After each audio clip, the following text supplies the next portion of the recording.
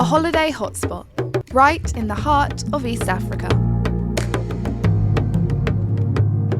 Every year, 115,000 Brits pack their bags and go to Kenya. But this is not your standard getaway.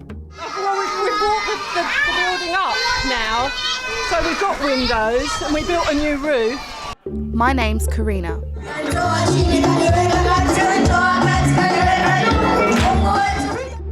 I'm following a group of Christians from a small village in Bedfordshire as they spend time with the people of Kenya, learning not just about poverty or charity, but the kind of faith that keeps people going. I just want to pursue what God has put in me to pursue. In a country where almost a third of its population lives in poverty, I want to know why religion is so important here. I'm going to get money for you. Welcome. Big welcome to you.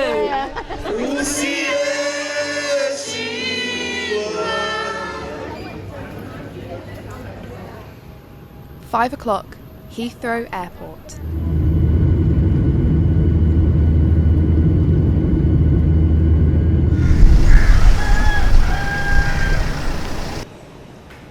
After a 9-hour flight, we've arrived.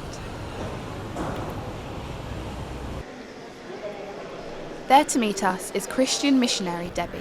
She's lived in Kenya for almost 20 years, dedicating her life to children in poverty. Hi Debbie! Hello. Hello!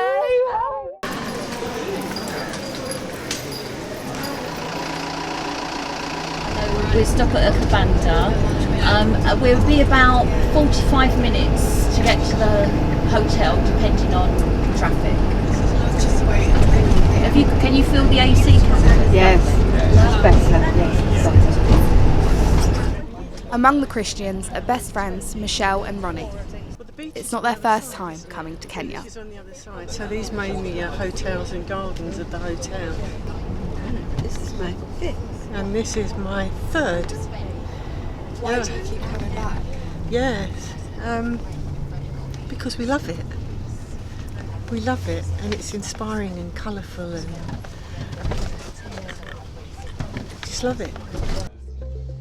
We're staying in a luxury hotel on the doorstep of the Indian Ocean.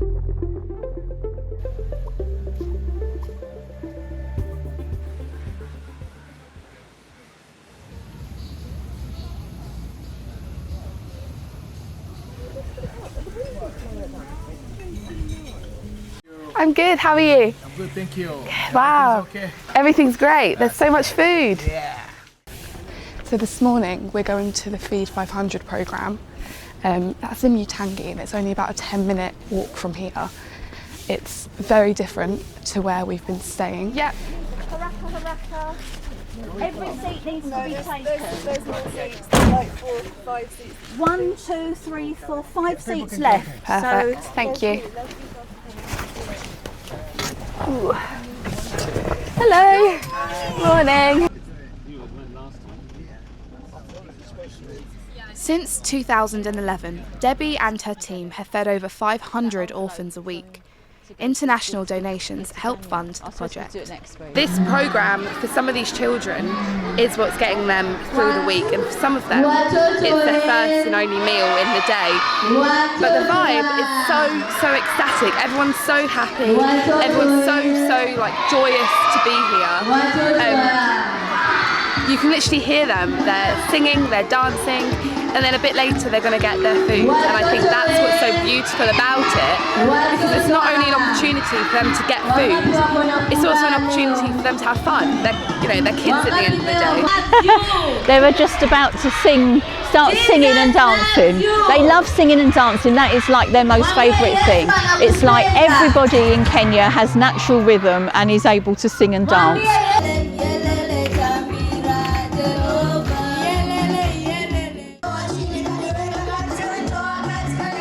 As you can see, I didn't quite get the rhythm.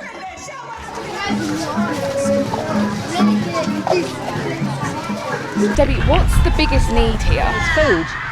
Something so basic as 3 meals a day that we're used to in England. when these children on the feeding programme were only eating every few days, which is when we started up the feeding programme, and even now we're only giving them enough for a meal a day. So they're having one meal a day. And who'd have thought that food, what we take for granted, eating 3 meals a day in the West and more, just something as basic as food.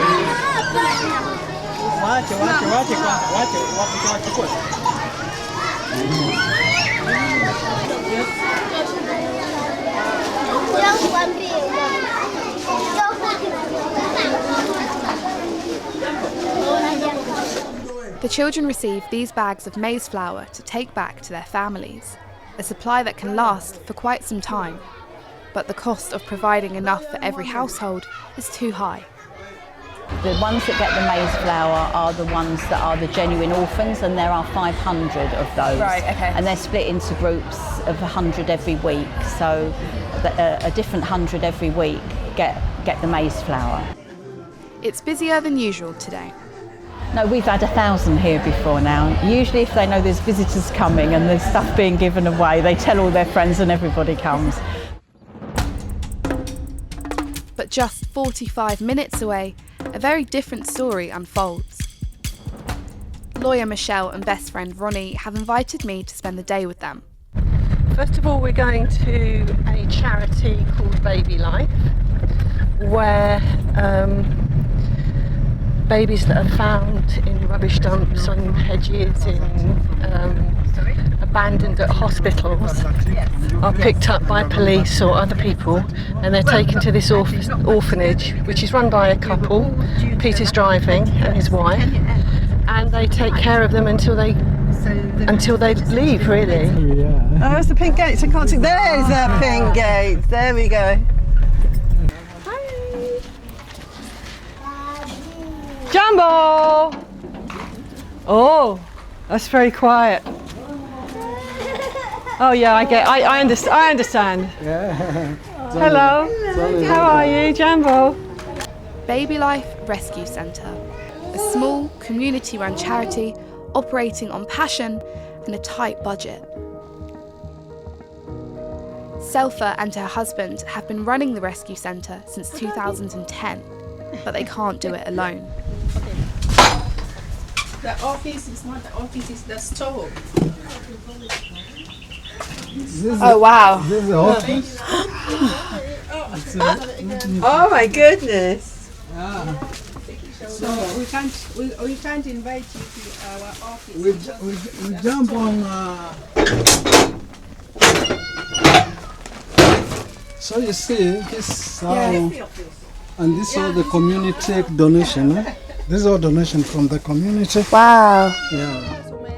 With 27 babies, their hands are tied and finances are tight. Yeah, they don't get paid. Like now, right now, I've delayed their salary because there was no money to pay them. Yeah, I only got the money and I paid the rent and now the workers. Yeah.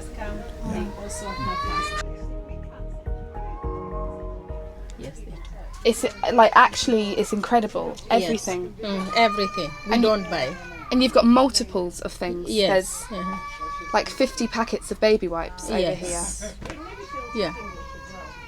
So like what I can say is the community is very pleased with what we are doing, and they want to feed the children to make sure the children are doing well. Yeah. So I'm taking him to sleep.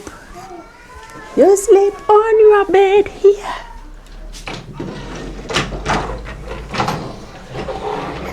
Okay.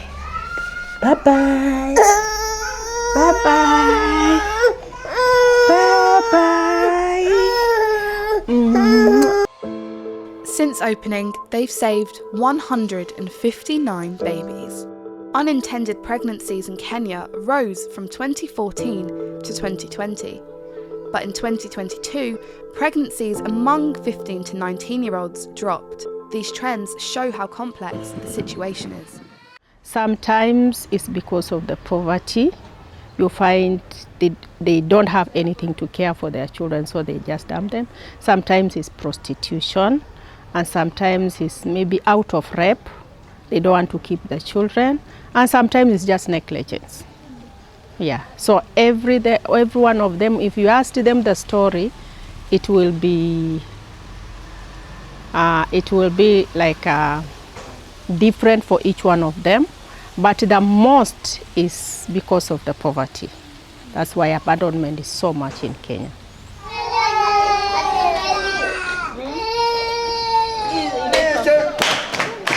Kenya Border Nation! Kenya Border Nation!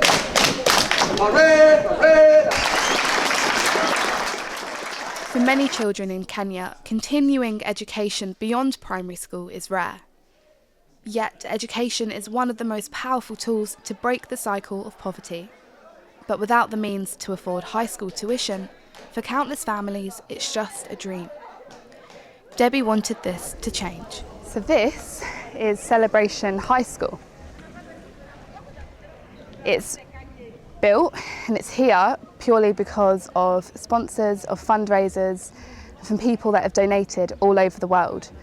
And together it's helping over 250 students.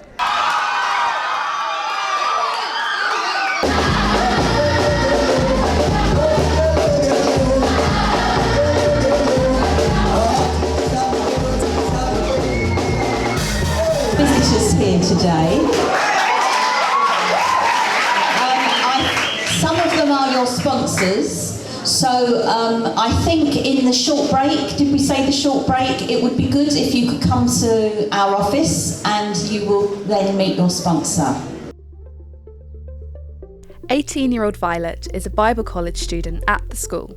She also volunteers at the Feed 500 programme. I want to speak to her about faith. If you didn't believe in God, maybe you wouldn't have the chance to come to the high school? I know. Even if I didn't believe in God, I know that God loves me. And He gave me the chance to be here, not because I believed in Him, because He believed in me. Yeah, because actually my mom had no hope of me continuing in high school because she has other kids raising and me, so like it was just like God. He believed in me and He believed that I could do it here.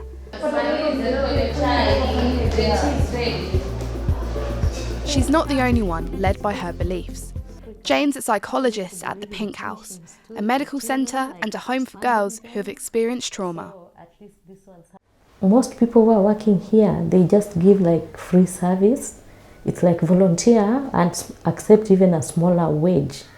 If it can be beneficial to them, they feel good about it. Yes.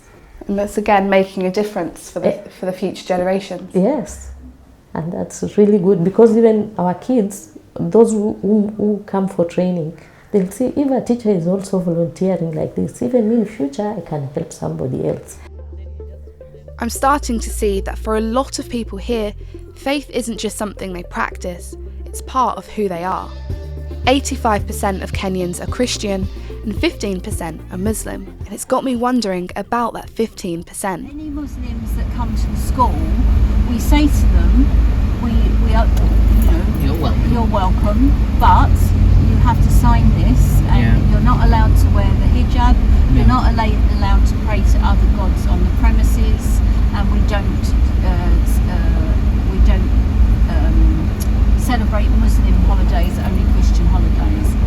Some people say that's fine, it's more important to me that my child gets an education. Yes. Other people say, oh no, I think there might be we say there might be somewhere more suitable for you, and they say my husband wouldn't like it. So, but we're totally upfront. We say the chances are if your child comes to this school, they're going to become a Christian. Because that's what happens. Because there's so much love. Religion in Kenya isn't just prayer, it's action. And faith-led groups often fill the gaps where the state can't. We're going to Chani, where a local church with limited funding is doing just that. Muna, she's part of the charity. She's joined the charity now. I'm going to help you. I'm going to get money for you. Welcome. Big welcome to you. Michelle and a group of trustees in England have officially registered the school as a charity and are working to support its growth. I haven't got the teddy. I wonder where it is. Yeah, it's just inside here. Okay. Yeah, definitely. I've got some gifts. Oh, good. So I don't know whether they're in the back of the tuk-tuk. Rebecca and her church started the school in 2020 to help parents seek employment while their children are cared for. The school is in one of the most deprived areas of Mombasa. They have no access to running water or mains electricity. The mission is doing a good job because he's supporting us. Where we are stuck is really supporting us.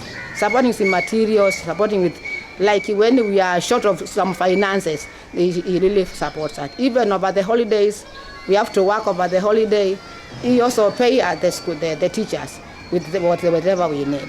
So we really appreciate her very much. Well, we've brought the building up now. So we've got windows and we built a new roof. It was originally under the ground. The building gets converted to a school during the weekdays, and then on the weekends it's back to being a church. With a few dividers to separate classrooms, they make it work.